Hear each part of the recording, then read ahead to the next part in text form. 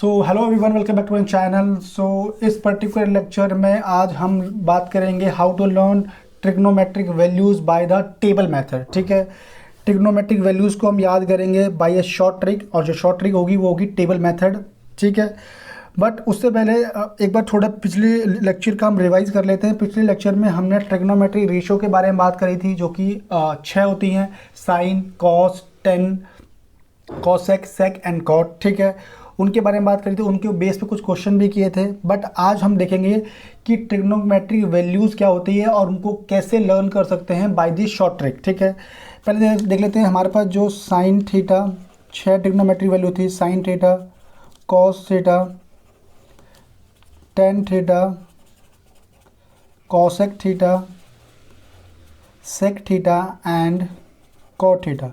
हमारे पास ये 6 ट्रिग्नोमेट्रिक रेशो थी। ठीक है, अब इनकी जो वैल्यूज़ थी, ठीक है ना, एक राइट एंगल ट्राइंगल था, this one is your base, perpendicular and hypotenuse. ठीक है, तो इनकी जो वैल्यूज़ थी, कभी 1/2, 1/3 या √2/3 जो वैल्यूज़ आ रही थी, वो कैसे चेंज हो रही थी? वो डिपेंड कर रही थी किस पे? उनकी साइड्स पे। जब हम परपेंडिकुलर, बेस और हाइपोटेनियस को चेंज कर रहे थे तो उनकी वैल्यूज़ भी क्या हो रही थी? अलग अलग। जब हम उनकी साइड्स को चेंज कर रहे थे तो उनकी वैल्यूज़ भी अलग अलग आ रही थी। बट अब हम क्या करेंगे, जो ये थीटा है, मैंने आपको बताया था, जो थीटा होता है, it is a Greek letter. ये क्या रिप्रेजेंट करता है? एंगल्स को। ठीक है ना, अगर हम इस एंगल को अगर हम चेंज करें, ठीक है ना, हमें पता है कि जो एंगल होते हैं हम उसको डिग्री में मेज़र करते हैं। क्लास 10th के अंदर हम उसे डिग्री में मेज़र करेंगे। जब आप क्लास 11 12th में जाएंगे तो वहाँ पर आपको रेडियन में भी आप उसको एंगल को क्या कर सकते हैं? मेज़र कर सकते हैं। ठीक है, तो इस एंगल को अगर हम चेंज करें, ठीक है ना, जैसे एंगल हमारे पास 30 डिग्री, 40 डिग्री, 45, 60 ऐसे डिग्री एंगल्स होते हैं। हमारे एंगल्स क्या होते हैं? डिग्रीज में होते हैं। ठीक है, तो अगर हम इनको चेंज करें तो उनकी वैल्यूज़ पे क्या फ़र्क पड़ेगा वो हमें देखना है। ठीक है, अब हमें कौन कौन से एंगल्स यहाँ पर लेने पड़ेंगे? ठीक है, हमें पता है कि एंगल देखो, अगर मान लो एक कंप्लीट रेवोल्यूशन में, एक पूरा जब कंप्लीट चक्कर काटे हैं तो उसमें कितने डिग्री होते हैं? 360 डिग्रीज होते हैं। ठीक है, तो अब हमें 0 से लेके 0 to 360 डिग्रीज पे जो एंगल्स हैं उनमें उनको चेंज करने से ट्रिग्नोमेट्री रेशो की वैल्यूज़ में क्या चेंज आता है वो देखना है। तो क्या सारे एंगल्स हमें देखने हैं? नहीं, हमें यहाँ पर कुछ पर्टिकुलर एंगल देखने हैं, जैसे 0 डिग्री, 30 डिग्री, 45 डिग्री, 60 डिग्री और 90 डिग्रीज पे। ये आपके 5 एंगल हैं। ठीक है, इन पे हमें देखना है कि इनकी वैल्यूज़ में क्या चेंज आ रहा है या इनकी वैल्यूज़ क्या क्या आ रही हैं। ठीक है, बाकी पे क्यों नहीं कर रहे हैं? क्योंकि ये जो 5 एंगल्स हैं ये प्रैक्टिकल लाइफ में बहुत ज़्यादा यूज़ होते हैं। और एक रीज़न इनको लेने का ये भी है कि आगे जितने भी एंगल्स होंगे, जो रिमेनिंग एंगल हैं, उनसे उनका लिंक हम इन एंगल से जोड़ सकते हैं। ठीक है ना, वहाँ से हम इनको बड़ी ईजिली फाइंड आउट कर सकते हैं। ठीक है, तो अभी फ़िलहाल आपको इन्हीं 5 एंगल्स पे वर्क करना है: 0 degree, 30 degree, 45 degree, 60 degree, 90 degree. कैसे? कि आपसे पूछा जाएगा कि साइन 30 डिग्री का वैल्यू क्या होता है, साइन 45 डिग्री का वैल्यू क्या होता है, कॉस 90 डिग्री का वैल्यू क्या होता है। ठीक है ना, तो आपको ये वैल्यूज़ क्या करनी होगी? याद करनी होगी। आपकी बुक में भी एक टेबल दिया गया है। ठीक है, अब उस टेबल को आप कैसे, मतलब उन वैल्यूज़ को कैसे एज ए शॉर्ट ट्रिक कैसे याद कर सकते हैं वो डिस्कस कर रहा हूँ मैं। ठीक है, चलो देखते हैं। सबसे पहले आपको देखना है कि साइन में 0 डिग्री का वैल्यू क्या होता है, 30 डिग्री का वैल्यू क्या होता है, 45 degree and 60 and so on 90। ठीक है, तो सीधा वैल्यूज लिखने की बजाय मैं शॉर्ट ट्रिक से आपको ये जो टेबल जो बनाएंगे, जो टेबल मेथड है, इस टेबल को आप कैसे एज ए शॉर्ट ट्रिक आप इसको फॉर्म कर सकते हैं। ठीक है, तो सबसे पहले क्या करना है आपको, यहाँ पर लिखना है 0 1 2 3 एंड 4। ठीक है, तो सबसे पहले क्या लिखना है? 0 1 2 3 4। सेकंड क्या काम करना है आपको? इन सबको 4 से डिवाइड करना है। जितनी वैल्यूज़ थी उनको कैसे डिवाइड करना है? हमने क्या करा? सिंपली 4 से डिवाइड करना है। थर्ड स्टेप क्या करना है? सबका स्क्वायर रूट करना है। क्या करना है आपको? सबका स्क्वायर रूट। ठीक है, फर्स्ट स्टेप क्या किया हमने? पहले हमने क्या लिखा? 0 1 2 3 4। ठीक है, सेकंड स्टेप क्या किया हमने? सबको 4 से डिवाइड किया। 4 से डिवाइड, यहाँ भी 4 से डिवाइड, ऐसे ही हमने सबको 4 से डिवाइड किया। और थर्ड स्टेप क्या था, हमने सबका स्क्वायर रूट किया, ठीक है ना। अब जब इनको हम सॉल्व करेंगे देखो क्या वैल्यू आएगी, ध्यान से देखेंगे। 0.40 और 0 का स्क्वायर रूट कितना होता है, 0 ही होता है, ठीक है। 1/4, ठीक है, तो 1 को 4 से डिवाइड तो होगा नहीं, ठीक है ना। तो 1 का स्क्वायर रूट तो क्या होता है, 1 ही होता है। और 4 का स्क्वायर रूट कितना होता है, 2। इसको कट डाउन करेंगे तो 2 1 जा 1 और 2 2 जा 4, तो ये 1/2 रहेगा, ठीक है ना। तो 1/2 का क्या होगा, 1 का तो 1 ही रहेगा और 2 का भी क्या रहेगा, √2, ठीक है ना। जब इसको हम कट डाउन, 2 1 जा 1, 2 2 जा 4, तो 1/2 बचा। फिर हम क्या करेंगे, इसका स्क्वायर रूट, 1 का स्क्वायर रूट तो 1 ही होता है और √2 का स्क्वायर रूट तो कुछ होता नहीं, तो इसको हम सिंपली क्या लिख देंगे, √2। 3/4 ये भी कट डाउन नहीं होगा यहाँ पर, तो सिंपली क्या करेंगे, 3 का स्क्वायर रूट क्या होता है, कुछ नहीं होता, √3 लिखेंगे। एंड 4 का स्क्वायर रूट क्या होता है, 2, ठीक है। यहाँ कट डाउन करेंगे तो 1 आएगा और 1 का स्क्वायर रूट कितना होता है, 1 ही होता है, ठीक है। तो यहाँ से क्या हुआ, साइन 0 डिग्री का वैल्यू कितना आया, 0। साइन 30 डिग्री का वैल्यू कितना आया, 1/2। साइन 45 डिग्री का वैल्यू कितना आया, 1/√2। साइन 60 का वैल्यू आया √3/2 एंड साइन 90 डिग्री का वैल्यू कितना आया, 1, ठीक है। आपको जो टाइम लगाना है ना इस टेबल को बनाने में, बस इसको लगाना है, ठीक है ना। उसके बाद सारी चीज़ें बड़ी ईजिली होती जाएंगी।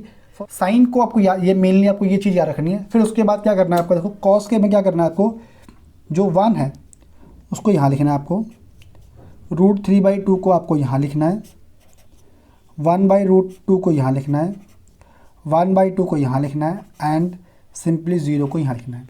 तो क्या किया हमने, सिंपली क्या करा, साइन का रिवर्स कर दिया, उल्टा कर दिया। यहाँ से स्टार्ट करो और वैल्यूज़ को लिखना स्टार्ट करो, 1 √3/2, 1/√2, 1/2 एंड 0। बस कुछ नहीं किया, साइन का क्या कर दिया, रिवर्स कर दिया, ठीक है ना।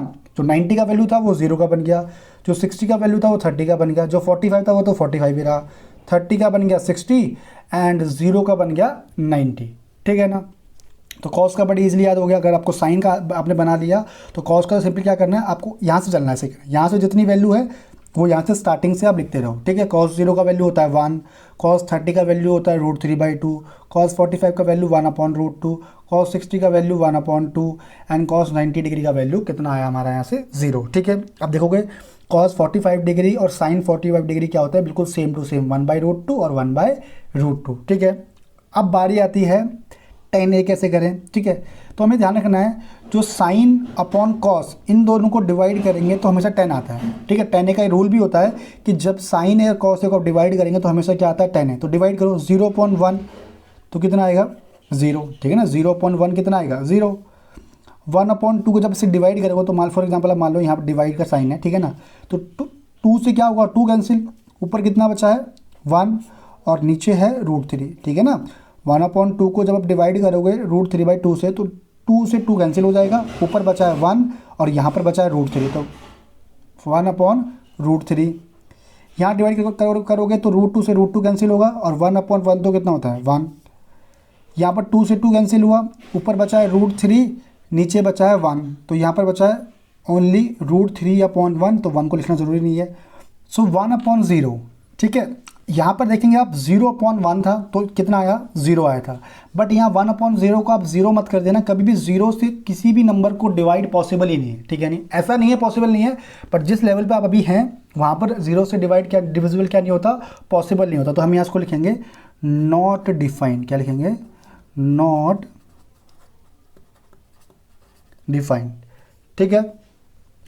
अब देखो यहाँ से आपको साइन, कॉस और tan मिल गया आपको, ठीक है।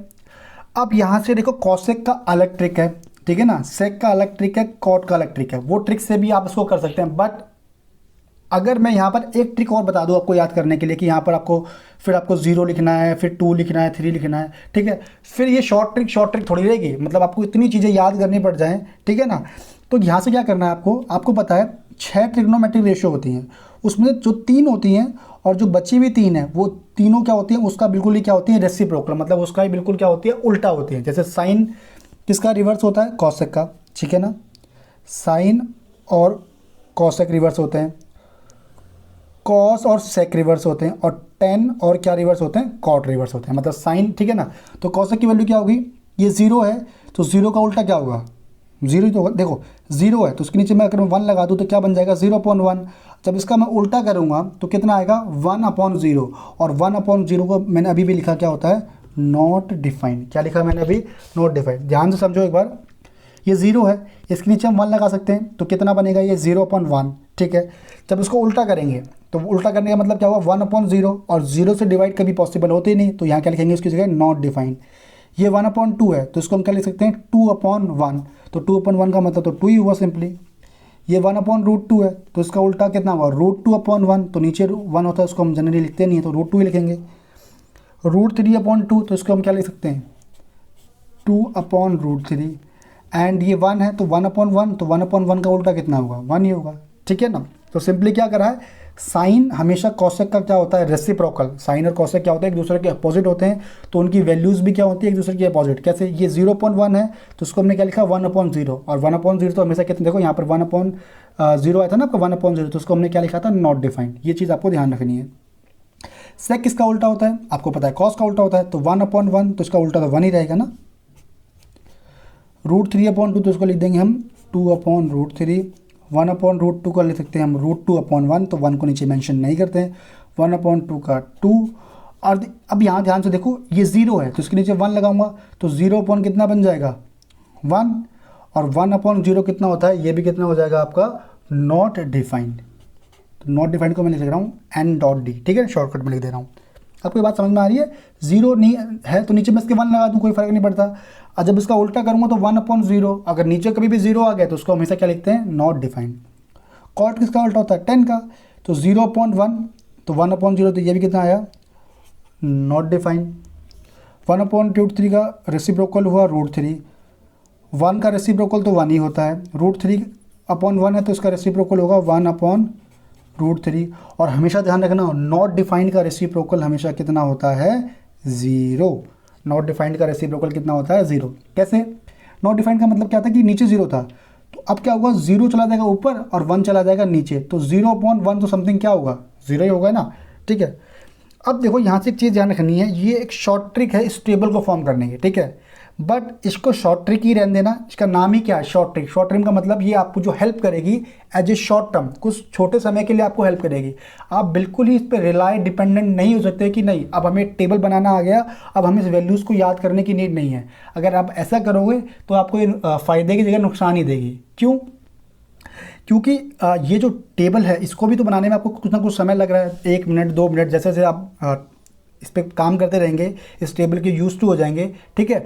बट इसको शॉर्ट ट्रिक ही रहने देना, कहने का मतलब क्या है कुछ समय के लिए आपको हेल्प करेगी। आप इस पर बिल्कुल डिपेंडेंट नहीं हो सकते कि नहीं अब हमें टेबल बनाना आ गया तो हम वैल्यूज़ को याद ही नहीं करेंगे। जैसे अब वैल्यूज़ आपको याद कैसी होंगी, जैसे जैसे आप इस टेबल पर काम करेंगे, आप क्वेश्चन को प्रैक्टिस करेंगे तो आपको ऑटोमेटिक ही सारी वैल्यूज़ क्या हो जाएगी याद। बट आपको इस पर डिपेंडेंट नहीं होना है, मैं आपको पहले बता रहा हूँ, ठीक है ना, कि नहीं अब ट्रिग्नोमेट्री वैल्यू आ गया, टेबल आ गया है तो टेबल बनाओ और क्वेश्चन करो, नहीं, ठीक है। इसको बस आप कुछ समय जब आप स्टार्टिंग फेज में हो, आप ट्रिग्नोमेट्री के जब क्लास 10th में हो, ठीक है, तो आप स्टार्टिंग फेज में आप इस टेबल का इस्तेमाल कर सकते हैं कि आप पहले बना ले टेबल को फिर अपने क्वेश्चन को सॉल्व करें। पर जैसे जैसे आप क्वेश्चन को प्रैक्टिस करेंगे आपको ये ऑटोमेटिक ही वैल्यूज़ याद हो जाएंगी, ठीक है ना। तो यहाँ पर ये शॉर्ट ट्रिक थी, इसको हम टेबल मेथड कहते हैं कि आप इस ये जो टेबल है आपकी बुक में भी दिया गया है, इस टेबल को हम कैसे फॉर्म कर सकते हैं उसके बारे में बताया। और ये चीज़ ध्यान रखनी है कि कौन किसका रेसिप्रोकल होता है, ये आपको टेबल बनाने में तो हेल्प करेगा ही, बाकी जब आगे जब आप क्वेश्चंस को सॉल्व करेंगे, ठीक है। और ये टेबल आपको क्लास 10th में नहीं, क्लास 10th 11th 12th कोई भी आपका कॉम्पिटिटिव एग्जाम हो हर जगह टेबल आपको काम आएगा। और ये भी आपको ध्यान रखना है कि कौन किसका रेसिप्रोकल होता है। साइन का रेसिप्रोकल कॉसेक होता है, कॉस का रेसिप्रोकल सेक होता है, टेन का रेसिप्रोकल कॉट होता है। ये आपको याद रखना है, टेबल बनाने में भी हेल्प करेगा और बाकी जब आप क्वेश्चन को सॉल्व करोगे वहाँ पर भी ये बहुत यूज़ होगा वहाँ पर, ठीक है। तो यहाँ पर हमने टेबल को बड़ी ईजिली लर्न किया है, ठीक है, ठीक है, कैसे हम इस टेबल को बना सकते हैं। अगर आपको ये वीडियो पसंद आया है तो इस वीडियो को लाइक करें, चैनल को सब्सक्राइब करें और कमेंट में लिखना ना भूलें कि आपको आगे कौन से वीडियोस चाहिए सीरीज़ के ऊपर, ठीक है। Till then thank you very much.